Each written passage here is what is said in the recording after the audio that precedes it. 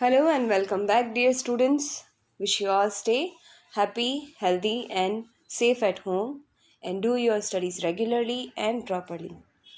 I'm Yojana Barak, and today we are going to see 7th chapter for Standard 11 from Organization of Commerce and Management.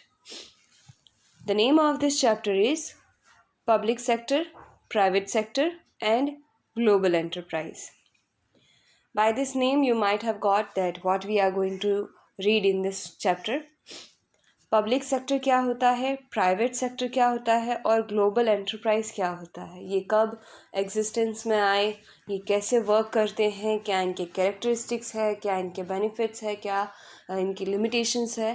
That is all we are going to see in this chapter. So let us first understand the introduction of this chapter. We will first discuss the public sector. So now, what is public sector? Those units which are owned, managed and controlled by government are known as public sector. After independence, जब Indian government rule में आई, then public के लिए it was not that easy to manage the economy and to give large amount of fund. So the government initiated to manage equal status and to provide social justice and for the upliftment of economy. तो government ने ये initiate किया कि mostly जो industries है वो government own करेगी, manage करेगी और गवर्नमेंट ही कंट्रोल करेगी. मतलब पूरा ही इंडस्ट्रीज़ का काम गवर्नमेंट के हाथ में होगा. सो उन्हें बोलते हैं पब्लिक सेक्टर इंडस्ट्री. अब उसकी ऑनरशिप या तो पार्शली या फुल्ली सेंट्रल गवर्नमेंट और स्टेट गवर्नमेंट के हाथ में होती है. नेक्स्ट है कि ऐसी यूनिट या तो गवर्नमेंट डिपार्टमेंट की हो सकती है या गवर्नमेंट डिपार्टमेंट का एक पार्ट हो सकता है और ये इस्टेब्लिश होती है through the act of parliament. Such unit can be either government department or its part and can be set up through an act of parliament. So just like a defense ministry, railway ministry, in the initial stage ये सारी industries government के हाथ में थी और government ही उसे rule करती थी. वेदर पार्शली और कम्प्लीटली वो या तो सेंट्रल गवर्नमेंट या फिर स्टेट गवर्नमेंट के अंडर आता था. उसकी ऑनरशिप, कंट्रोल, मैनेजमेंट सब कुछ. एंड वो यूनिट्स, वो इंडस्ट्रीज़ या तो गवर्नमेंट डिपार्टमेंट होती थी या फिर गवर्नमेंट डिपार्टमेंट का एक पार्ट होता था. तो इसीलिए उसे गवर्नमेंट रूल करती थी और ये फॉर्म में आती थी या ये एग्जिस्टेंस में आती थी through the act of parliament. तो पहले पार्लियामेंट से एक्ट पास करवाया जाता था, उसके बाद में ये यूनिट्स स्टैब्लिश होती थी, जस्ट लाइक LIC. सो ऐसे पब्लिक सेक्टर एग्जिस्टेंस में आया. आफ्टर इंडिपेंडेंस इकोनॉमी ग्रोथ करने के लिए पब्लिक सेक्टर एग्जिस्टेंस में आया. गवर्नमेंट ने लोगों को इक्वल जस्टिस प्रोवाइड करने के लिए और सोशल वेलफेयर के लिए और इक्वल स्टेटस प्रोवाइड करने के लिए कि सारी फैसिलिटीज़ सबको इक्वली प्रोवाइड हो, कोई उसमें डिस्क्रिमिनेशन ना हो और इकोनॉमी का भी ग्रोथ हो, डेवलपमेंट हो. इसके लिए गवर्नमेंट ने कई सारी इंडस्ट्रीज़ अपने अंडर ले ली. सो इस तरह से गवर्नमेंट यूनिट यानी पब्लिक सेक्टर यूनिट्स का एग्जिस्टेंस शुरू हुआ. उसके बाद इंडिपेंडेंस के बाद इंडस्ट्रियल पॉलिसी 1956 ने पब्लिक सेक्टर को बहुत इंकरेज किया. बट देन उसमें लॉसेस होने शुरू हो गए और पब्लिक सेक्टर बहुत ज़्यादा लॉस में जा रहा था, उसकी एफिशिएंसी कम हो रही थी. तो इसके लिए लोगों जो इकोनॉमिक डेवलपमेंट होना चाहिए था, जो इकोनॉमिक ग्रोथ होना चाहिए था, वो हो नहीं पा रहा था. सो नेक्स्ट इंडस्ट्रियल पॉलिसी आई 1991 में. उसने प्राइवेट सेक्टर को इंकरेज किया. तो उसके बाद पार्शली गवर्नमेंट के अंडर रहेगा, पार्शली प्राइवेट के अंडर रहेगा. तो इस तरह से प्राइवेट सेक्टर बिगिन हुआ। इवन बिफोर इंडिपेंडेंस भी प्राइवेट सेक्टर ही चलता था, लोग पर्सनली ही अपनी ऑनरशिप रखते थे, बट बाद में सबको इक्वल जस्टिस प्रोवाइड करने के लिए गवर्नमेंट ने सब कुछ अपने हाथ में लिया। बट गवर्नमेंट उसकी लॉस को बियर नहीं कर पा रही थी एंड उतना ज़्यादा इफ़िशिएंट वर्क नहीं दे पा रही थी, बिकॉज गवर्नमेंट के पास बहुत सारे काम होते हैं लुक आफ्टर करने के लिए, और वो इतना ज़्यादा अटेंशन हर एक चीज़ पर नहीं दे पाती है। मैनेज करना थोड़ा डिफ़िकल्ट हो जाता है इतने सारे सेक्टर।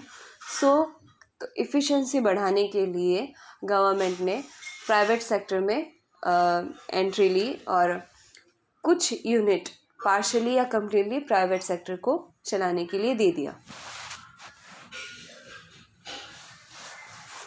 नाउ हम मीनिंग देखेंगे पब्लिक सेक्टर का। जैसे कि हमने पहले इंट्रोडक्शन में देखा कि पब्लिक सेक्टर क्या है, जो यूनिट गवर्नमेंट ओन करती है, गवर्नमेंट ही मैनेज करती है और गवर्नमेंट ही कंट्रोल करती है, उस यूनिट को पब्लिक सेक्टर यूनिट कहते हैं। So that is what we are going to see in this meaning. Any enterprise which is owned, managed and controlled by government is called public sector enterprise. अब government की है तो उसे government की सारी policies follow करनी ही पड़ेगी, obvious है, तो इनजस्टिस के चांसेस कम रहते हैं। Now let us see the characteristics of public sector unit. So very first characteristic is establishment of basic industries, जिसकी सबसे ज़्यादा ज़रूरत है लोगों को। ऐसी बेसिक इंडस्ट्री गवर्नमेंट इस्टेब्लिश करे ताकि लोगों की नीड्स को फुलफ़िल किया जा सके, उनकी डिमांड्स को फुलफ़िल किया जा सके। Next is elimination of monopoly. अब गवर्नमेंट के अंडर है तो वहाँ पर मोनोपोली नहीं चलेगी प्राइवेट सेक्टर की, और वो कुछ भी रूल्स नहीं बना सकते अपने, उन जो गवर्नमेंट ने रूल बनाए हैं वही फॉलो होंगे, तो किसी के साथ इनजस्टिस नहीं होगा। सो मोनोपोली रिमूव हो गई प्राइवेट सेक्टर की और गवर्नमेंट सेक्टर एंटर हुआ। Next, balance regional development. Now central government अगर ओन कर रही है और रूल कर रही है तो रीजनल डेवलपमेंट बैलेंस रहेगा, वो हर रीजन में एक तरह की पॉलिसी अप्लाई कर सकती है, तो सभी रीजन का इक्वली डेवलपमेंट होगा। Next is objective of social welfare. Government का मेन मोटिव क्या है कि वो सोशल वेलफेयर प्रोवाइड करे, लोगों को सारी फैसिलिटीज़ प्रोवाइड हो और उनके साथ किसी भी तरह का डिस्क्रिमिनेशन ना हो और इक्वल सोशल स्टेटस सब लोग एंजॉय कर सके एंड सबको जो जस्टिस मिलना चाहिए वो प्रोवाइड हो। सो इसी ऑब्जेक्टिव के साथ पब्लिक सेक्टर यूनिट बिगिन हुआ। Even though after independence government के पास इतना ज़्यादा फंड नहीं था और इनिशियल स्टेज में गवर्नमेंट को काफ़ी लॉस भी बियर करना पड़ा, बट उनका मोटिव प्रॉफिट अर्न करने का, मेन मोटिव प्रॉफिट अर्न करना नहीं है, उनका main motive social justice provide करना है और उसके साथ साथ प्रॉफिट अर्न करना है। सो इन द बिगनिंग थोड़ा प्रॉफिट लेवल लो रहा, इवन लॉस भी इनकर हुआ, बट वो गवर्नमेंट के लिए उस वक्त बियरेबल था। Maintenance of national interest. Government का मोटिव क्या है? पब्लिक सेक्टर का मेन कैरेक्टरिस्टिक्स ये है कि नेशनल इंटरेस्ट मेंटेन रहे, वो पूरे नेशन को एक साथ जोड़ कर रखे, एक साथ इम्प्रूव करे, एक साथ डेवलप करे। सो नेशनल इंटरेस्ट मेंटेन रहे, ये उनका मोटिव था। Generation of employment opportunity. Now public sector अगर बिगिन होगा तो वहाँ पर वर्क करने के लिए लोगों की भी ज़रूरत पड़ेगी। तो इंडिया जैसी कंट्री जो हाईली पॉपुलेटेड है और डेवलपिंग कंट्री है, तो वहाँ पर एम्प्लॉयमेंट की बहुत ज़्यादा ज़रूरत होती है। और गवर्नमेंट नई इंडस्ट्रीज़ बिगिन करेगी, शुरू करेगी, तो उसमें एम्प्लॉयमेंट के लिए लोगों की भी ज़रूरत पड़ेगी, एम्प्लॉयमेंट अपॉर्चुनिटीज़ जनरेट होगी।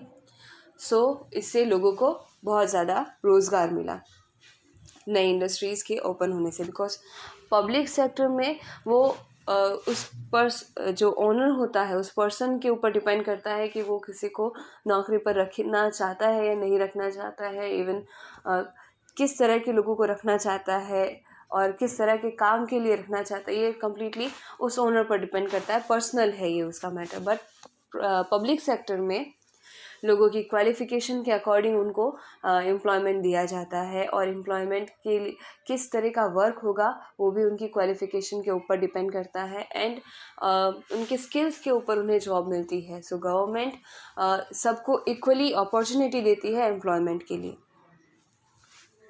वो पार्शियल नहीं हो सकती। और पब्लिक सेक्टर में ये प्राइवेट सेक्टर में ये पॉसिबल है, पार्शियलिटी हो सकती है। Next is generation of increase in economic development of the country. अगर एम्प्लॉयमेंट अपॉर्चुनिटी मिलेगी, मोनोपोली रिमूव होगी, सबको इक्वल स्टेटस मिलेगा, इनजस्टिस नहीं होगा, डिस्क्रिमिनेशन नहीं होगा, तो इससे ओवरऑल इकोनॉमिक डेवलपमेंट कंट्री का होगा। Next is social and economic justice. ये इसी मोटिव के साथ पब्लिक सेक्टर स्टार्ट हुए थे कि सबको सोशल और इकोनॉमिक जस्टिस प्रोवाइड हो सके, बिकॉज गवर्नमेंट के लिए सारे रीजन एक समान है, सभी लोग एक समान हैं, सो वो किसी के साथ पार्शियलिटी नहीं कर सकती। सो इम्प्रूवमेंट सबका एक साथ होगा, डेवलपमेंट सबका एक साथ होगा, that is called social and economic justice. And government की जो रूल्स रेगुलेशन है, गवर्नमेंट की जो पॉलिसीज़ है, वो गवर्नमेंट सेक्टर यानी कि पब्लिक सेक्टर को फॉलो करनी कंपलसरी है। एंड सोशल वेलफेयर के लिए जो पॉलिसीज़ गवर्नमेंट ने बनाई है वो पब्लिक सेक्टर पे कम्प्लीटली अप्लाई होती है। And lastly ideal wages and facilities for employees. Government employees को आइडल वेज, जो मिनिमम वेज प्रोवाइड करवाई जानी चाहिए एम्प्लॉयज़ को, जो रूल्स बने हैं मिनिमम वेज के, वो government sector that is public sector को फॉलो करने ही पड़ेंगे। सो एम्प्लॉयज़ को आइडल वेज प्रोवाइड होती है, एंड उसके साथ साथ जो फैसिलिटीज़ है वो भी सभी एम्प्लॉयज़ को इक्वली प्रोवाइड होती है। जो फैसिलिटीज़ गवर्नमेंट के रूल्स के अंडर आती है कि उन्हें प्रोवाइड होनी ही चाहिए, वो सभी फैसिलिटीज़ सबको इक्वली प्रोवाइड होती है। सो ये सारे कैरेक्टरिस्टिक्स हैं पब्लिक सेक्टर यूनिट के, पब्लिक एंटरप्राइज के। तो पब्लिक एंटरप्राइज में बेसिक इंडस्ट्रीज से इस्टेब्लिशमेंट शुरू हुआ, मोनोपोली रिमूव हो गई, रीजनल डेवलपमेंट हुआ, सोशल वेलफेयर का ऑब्जेक्टिव था उनका, and low level of profit में भी उन्हें वर्क करना बियरेबल था, बिकॉज उनका मोटिव प्रॉफिट अर्न करना सेकेंडरी है, मेन मोटिव था सोशल वेलफेयर। फिर सोशल इंटरेस्ट मेंटेन होना पॉसिबल हुआ, एंड एम्प्लॉयमेंट अपॉर्चुनिटीज़ जनरेट हुई बिकॉज नई इंडस्ट्रीज़ गवर्नमेंट ने स्टार्ट की। देन इकोनॉमिक डेवलपमेंट हुआ कंट्री का, क्योंकि जितने भी कंट्री मैन हैं, जितने भी लोग हैं कंट्री के, अगर उनका डेवलपमेंट होगा तो ऑब्वियस है कि इकोनॉमिक डेवलपमेंट होगा। Then social and economic justice provide हुआ, सभी को इक्वल स्टेटस प्रोवाइड हुआ without any discrimination, and ideal wages and facilities provide हुई एम्प्लॉयज़ को। So in this way public sector unit begin हुआ, और ये सारे कैरेक्टरिस्टिक्स पब्लिक सेक्टर यूनिट के हैं। Now let us understand this in detail.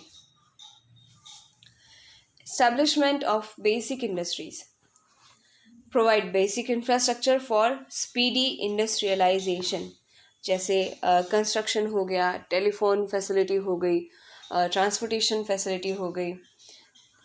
So this kind of basic requirement जो है, इलेक्ट्रिसिटी हो गई, तो ये सारी बेसिक इंफ्रास्ट्रक्चर प्रोवाइड करना शुरू हुआ। तो उसके लिए इंडस्ट्रीज़ इस्टेब्लिश हुई, और इससे जो आगे इंडस्ट्रियल डेवलपमेंट है वो स्पीडी हो गया। बेसिक इंफ्रास्ट्रक्चर प्रोवाइड होगा तो आगे का डेवलपमेंट भी स्पीडली हो सकता है, बिकॉज बेसिक चीज़ फर्स्ट प्रोवाइड होनी ही चाहिए, तभी आगे डेवलपमेंट हो सकता है. So electricity, telephone facility, transportation facility, ये सारी फैसिलिटीज़ जो बेसिक नीड है किसी भी इंडस्ट्रियल डेवलपमेंट के लिए, वो प्रोवाइड करने के लिए गवर्नमेंट ने इंडस्ट्रीज़ शुरू की. तो बेसिक इंडस्ट्रीज़ एग्जिस्टेंस में आई, तो उससे आगे का जो इंडस्ट्रियल डेवलपमेंट है वो स्पीडी हो गया. Huge investment and low return in the initial year after independence. Independence के बाद में इंडस्ट्रीज़ को बिगिन करने के लिए, बिकॉज वो इनिशियल स्टेज है, तो कैपिटल की रिक्वायरमेंट यूज थी, यूज इन्वेस्टमेंट करने पड़े, बट उससे इनिशियल ईयर्स में उतना ज़्यादा रिटर्न मिला नहीं. इसीलिए प्राइवेट सेक्टर इनमें एंटर होने से पीछे हट रहा था, बिकॉज वहाँ पर लो रिटर्न था, और लॉस के साथ या लो रिटर्न के साथ प्राइवेट सेक्टर इन इंडस्ट्रीज़ में एंटर होना नहीं चाहता था. सो गवर्नमेंट ने इनिशिएटिव लिया, और इवन दो लो रिटर्न मिल रहा था, ज़्यादा प्रॉफिट अर्न नहीं हो रहा था, कई बार लॉस भी अर्न हो रहे थे, बट स्टिल पूरी कंट्री में के डेवलपमेंट के लिए, उनके वेलफेयर के लिए गवर्नमेंट ने ह्यूज इन्वेस्टमेंट के साथ साथ लो रिटर्न पर भी इंडस्ट्रीज़ शुरू की. Next is elimination of monopoly. Government sector ने ऑन कर ली इंडस्ट्रीज़, तो प्राइवेट सेक्टर की जो मोनोपोली थी वो वैनिश हो गई. मतलब प्राइवेट सेक्टर अपने रूल्स अपनी मर्जी से नहीं चला सकता, गवर्नमेंट का रूल रहेगा, और जो गवर्नमेंट की पॉलिसीज़ है वही सबके लिए इक्वली अप्लाई होगी. किसी के साथ कोई डिस्क्रिमिनेशन या कोई तरह का भेदभाव, पार्शियलिटी नहीं हो सकती.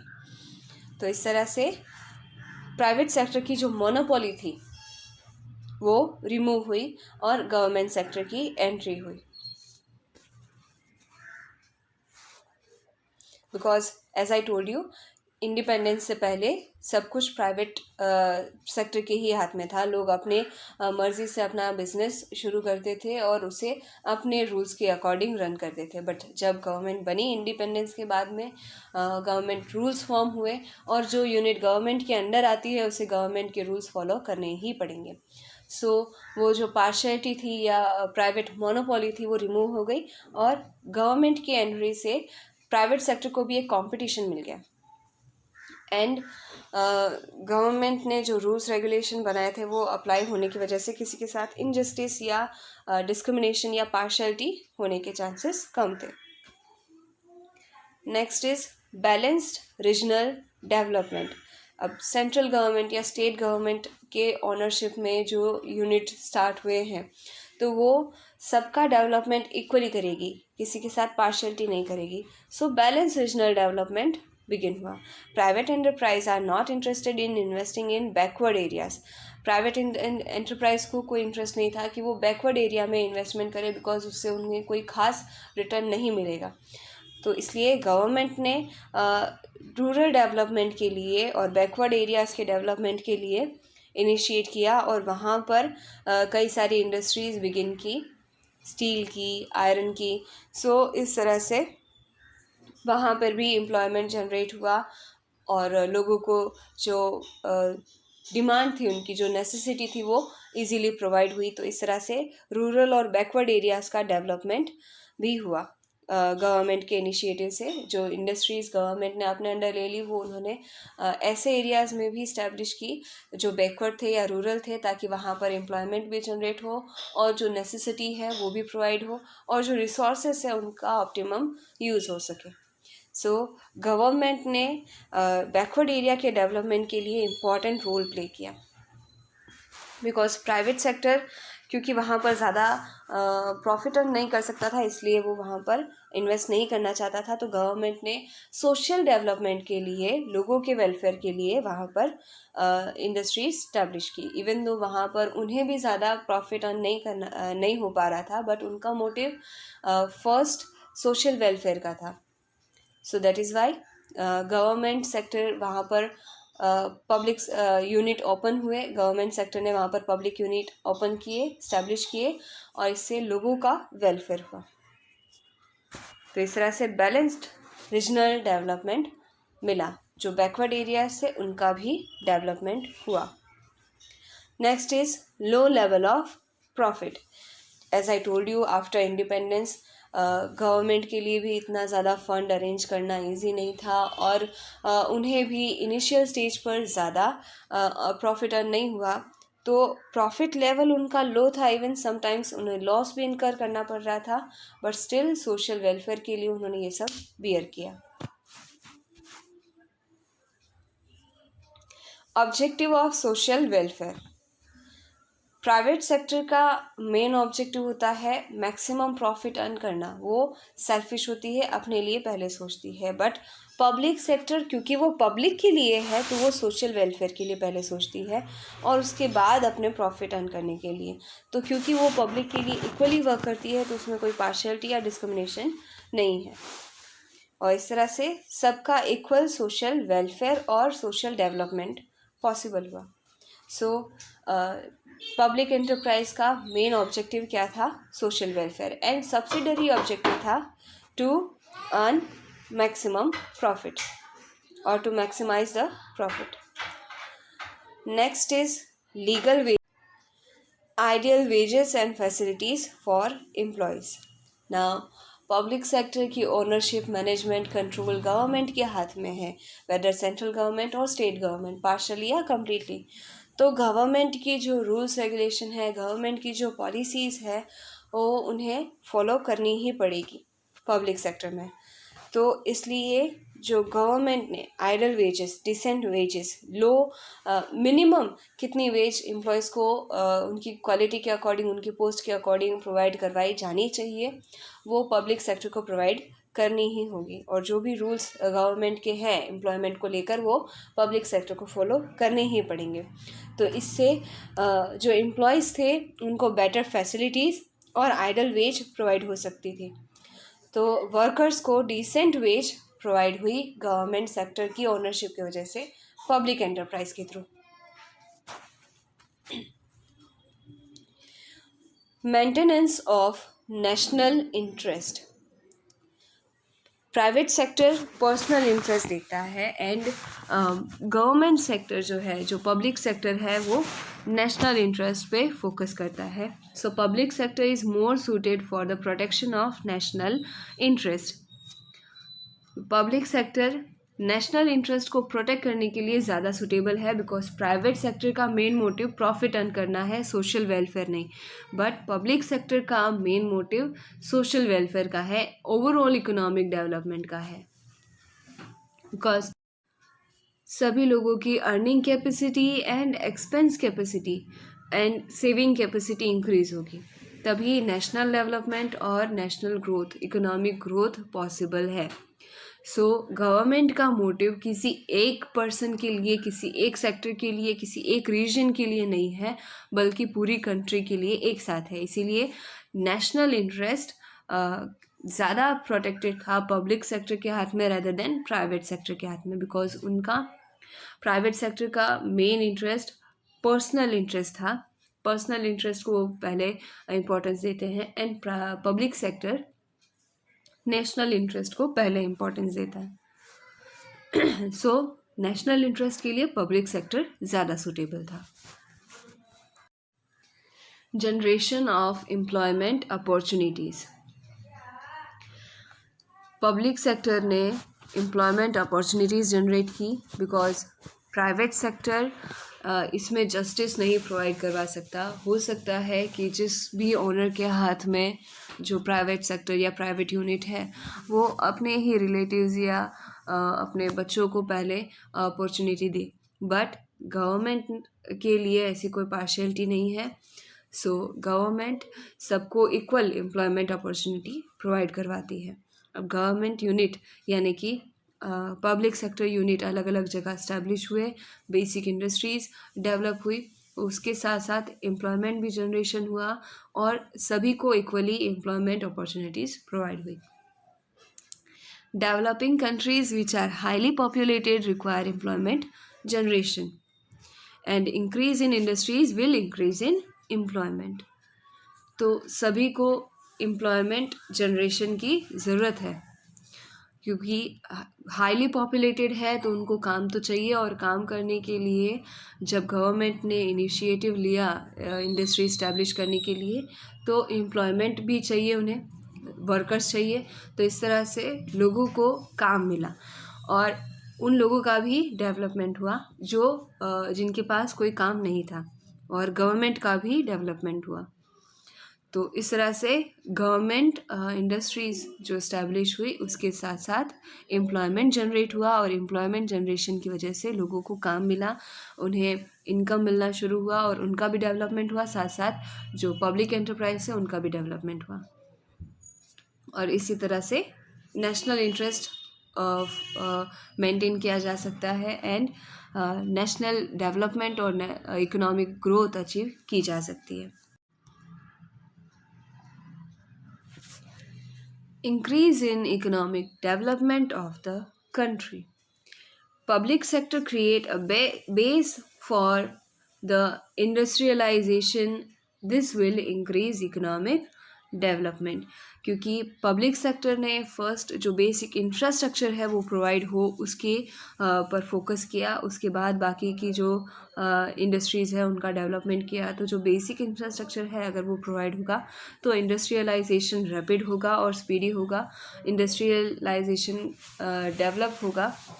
तो इसके लिए पब्लिक सेक्टर ने इनिशिएटिव लिया, और इंडस्ट्रियलाइजेशन ग्रोथ के साथ साथ इकोनॉमिक डेवलपमेंट भी पॉसिबल हुआ। Next is social and economic justice.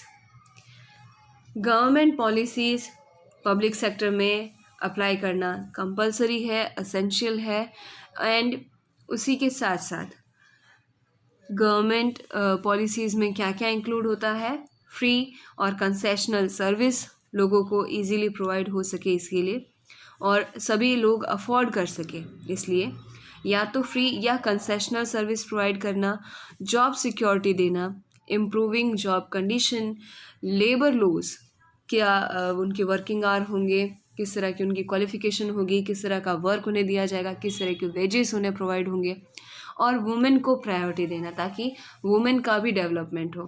तो इसके लिए वुमेन के लिए अलग से कोटा बनाया जाता है। तो इस तरह से उन्होंने सोशल और इकोनॉमिक जस्टिस प्रोवाइड किया पब्लिक सेक्टर में। सो ये थे सारे कैरेक्टरिस्टिक्स पब्लिक एंटरप्राइज के। Late us understand this characteristics one by one, and let us quickly try to remember it. Now हम कनेक्ट करते हैं सारे पॉइंट्स को वन बाय वन। सबसे पहले बेसिक इंडस्ट्रीज़ का इस्टेब्लिशमेंट हुआ, और उससे एम्प्लॉयमेंट अपॉर्चुनिटीज़ जनरेट हुई, और एम्प्लॉयमेंट अपॉर्चुनिटीज़ जनरेट होने के साथ साथ जो एम्प्लॉयज़ थे उन्हें आइडल वेज और फैसिलिटी प्रोवाइड हुई। इवन दो एंटरप्राइज में लो लेवल ऑफ प्रॉफिट था, बट उनका मेन ऑब्जेक्टिव क्या था, social welfare, social and economic justice provide करना। अब गवर्नमेंट यानी कि पब्लिक एंटरप्राइज के आने से प्राइवेट एंटरप्राइज की मोनोपोली रिमूव हो गई, और इससे रीजनल डेवलपमेंट हुआ, और रीजनल डेवलपमेंट के साथ साथ नेशनल इंटरेस्ट भी मेंटेन हुआ, और उसके साथ साथ इकोनॉमिक डेवलपमेंट पूरी कंट्री का पॉसिबल हुआ। Let us revise it again. First point is establishment of basic industry. Second is generation of employment opportunities. Third is idle wage and facilities for employees. ये 3 point एक साथ कर सकते हैं। Industries establish हुई, उसके साथ साथ एम्प्लॉयमेंट अपॉर्चुनिटी जनरेट हुई, और उसी के साथ साथ एम्प्लॉयज़ को आइडल वेज और फैसिलिटीज़ प्रोवाइड हुई। ना नेक्स्ट 3 एक साथ कर सकते हैं। 4, 5, 6 लो लेवल ऑफ प्रॉफिट था, बट उनका मेन ऑब्जेक्टिव क्या था, social welfare and social and economic justice. Next, elimination of monopoly. Private sector की जो मोनोपोली थी वो एलिमिनेट हुई, एंड गवर्नमेंट ने इनिशिएटिव लिया कि जो बैकवर्ड रीजन है वहाँ पर भी सबको वेलफेयर, सोशल वेलफेयर प्रोवाइड हो, और उनके साथ भी इक्वली जस्टिस हो, उन्हें भी डेवलपमेंट का मौका मिले। तो इसलिए बैकवर्ड एरियाज़ में, रूरल एरियाज़ में गवर्नमेंट ने इंडस्ट्री इस्टेब्लिश की, जिससे रीजनल डेवलपमेंट बैलेंस हुआ। अब रीजनल डेवलपमेंट होगा तो नेशनल इंटरेस्ट मेंटेन रहेगा और ओवरऑल इकोनॉमी का डेवलपमेंट होगा, पूरी कंट्री का डेवलपमेंट होगा। So regional, national and country, ये 3 पॉइंट एक साथ कर सकते हैं। So in this way you can remember all 10 points of the characteristics of public enterprise। तो यहाँ पर हमारा आज का topic introduction, meaning and characteristics of public enterprise complete होता है। आई होप कि आपको ये सारे पॉइंट्स और ये टॉपिक इजीली समझ में आया होगा, and now I hope that you are able to understand it clearly. With this, we come to an end of this video, and now we will meet in the next video. Till then, take care of yourself, be safe, and do your studies regularly and properly. Thanks for being with me. See you.